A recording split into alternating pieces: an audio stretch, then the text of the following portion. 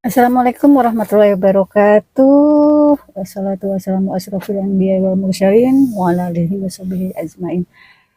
Selamat sore teman-teman semua.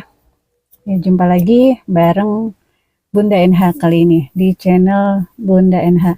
Yang kali ini kita akan membahas gimana cara menghadapi ya pasangan atau keluarga atau teman dekat ketika panik.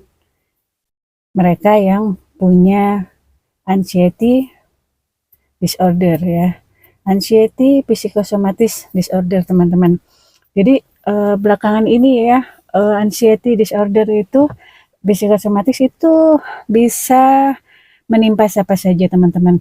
Nah, bagi teman-teman yang sedang berjuang saat ini, jangan lupa tonton terus channel Bunda NH ya untuk subscribe. Jangan lupa subscribe, like, comment, and share. Ya, kita di sini sharing, kita berbagi pengalaman teman-teman.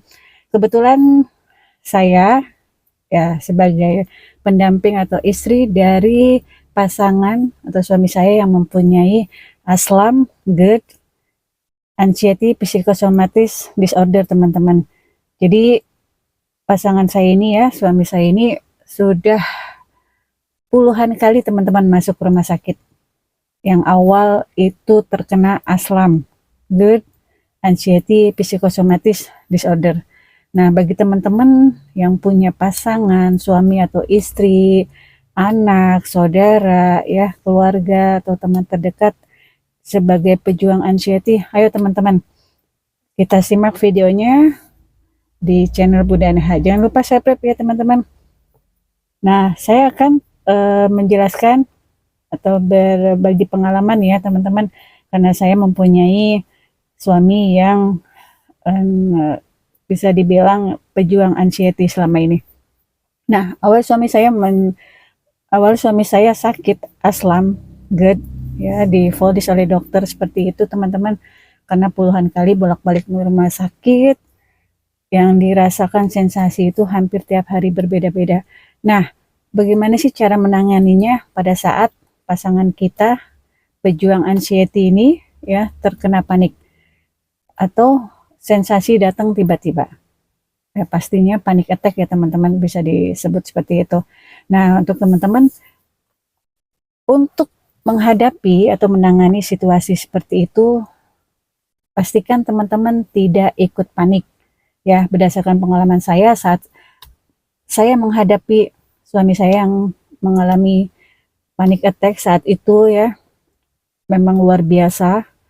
Anxiety kambuh itu ya teman-teman, cemas berlebih itu teman-teman. Suami saya itu langsung keringat dingin semua keluar. Keringat dingin, terus kaki dingin, tangan juga dingin teman-teman. Yang bawaannya, hayo Bun, kita ke rumah sakit, hayo Bun, kita ke dokter. Nah, pada saat seperti itu, kita sebagai pendamping ya teman-teman yang ada di sisi pasangan kita, suami kita, atau saudara atau kerabat ya, teman terdekat, jika mengalami suatu situasi seperti itu teman-teman, kita yang langkah pertama itu kita jangan ikut panik teman-teman. Karena pasangan kita ya, suami kita, istri kita, atau teman-teman kita yang mengalami panic attack, kita jangan ikut panik teman-teman.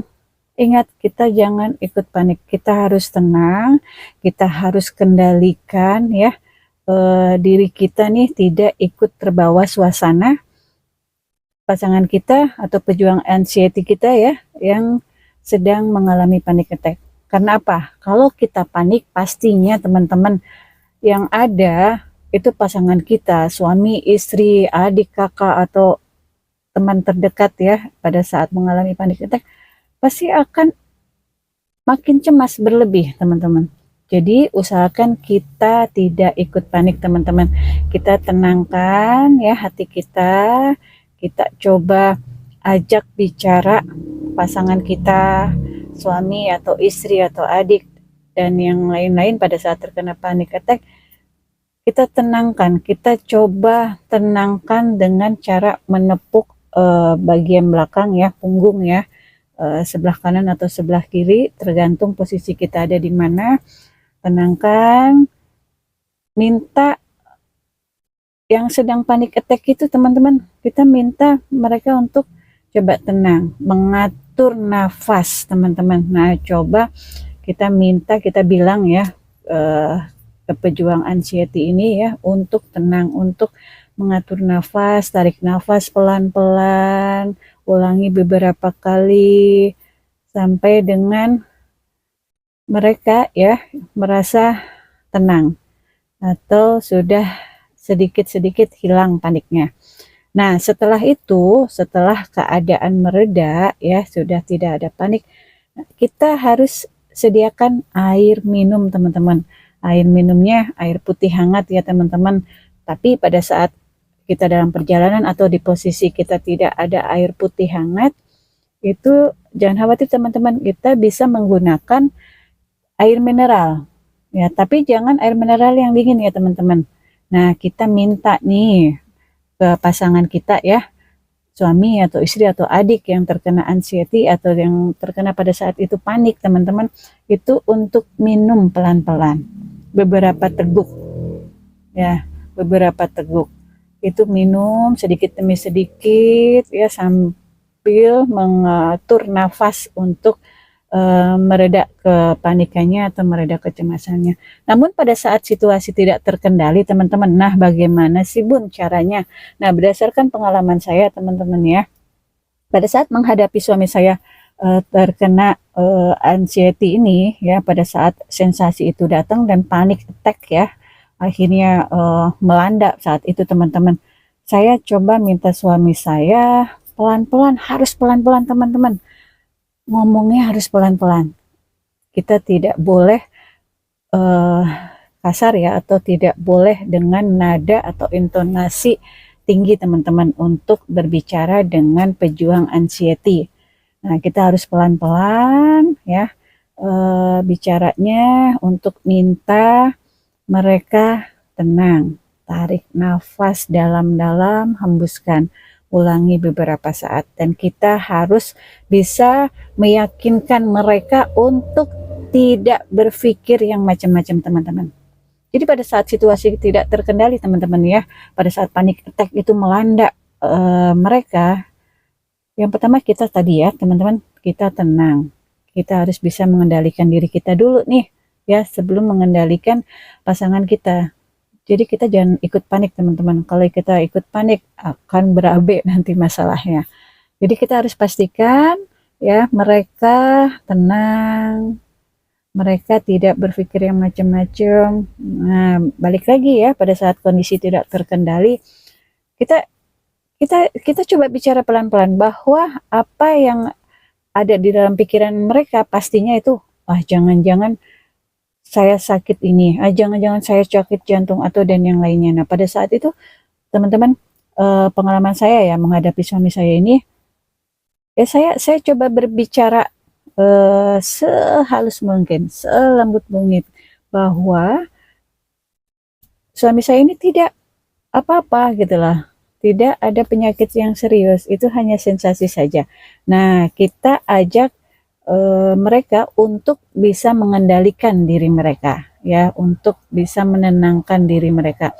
Jadi buat yang pertama ya, yang kedua ya, tadi yang pertama kita jangan ikut panik, yang kedua adalah kita ciptakan situasi atau kondisi senyaman mungkin teman-teman untuk mereka yang sedang berjuang ya, pejuang anxiety psikosomatis disorder. Ya mungkin ya, bagi orang yang baru menghadapi atau sering kali menghadapi mereka, pasangan kita atau teman terdekat kita yang sedang berjuang melawan anxiety psikosomatis disorder ini, mungkin bisa dibilang terkesan lebay atau berlebihan ya. Nah, kita tidak boleh seperti itu ya teman-teman ya. Kita harus ikut juga merasakan, karena memang teman-teman, berdasarkan pengalaman saya pribadi ya menghadapi suami saya yang sebagai pejuang anxiety psikosomatis disorder ini teman-teman, suami saya ini selalu bilang ya, Bunda tidak mengerti apa yang saya rasakan. Bahkan pada saat dirawat teman-teman, pada saat diopnam di rumah sakit ya, suami saya pun bilang ke dokternya, bilang ke perawatnya gitu kan, kenapa dokter tidak mengerti apa yang saya rasakan. Nah, begitupun pada saat panik melanda ya, panik attack melanda teman-teman, suami saya pun dengan nada yang mohon maaf ya, karena terbawa situasi gitu kan, dengan nada yang cukup tinggi, "Bunda tidak merasakan apa yang saya rasakan. Bunda tidak tahu apa yang saya rasakan saat ini," gitu kan. "Sensasinya begini begini begini," karena banyak banget sensasi yang datang pada saat panic attack. Nah, teman-teman, jadi untuk tadi ya, untuk menghadapi mereka pejuang anxiety yang sedang panic attack, buat senyaman mungkin teman-teman. Jadi situasi, kondisi juga itu harus bisa kita kendalikan. Nah, pada saat memang mereka ingin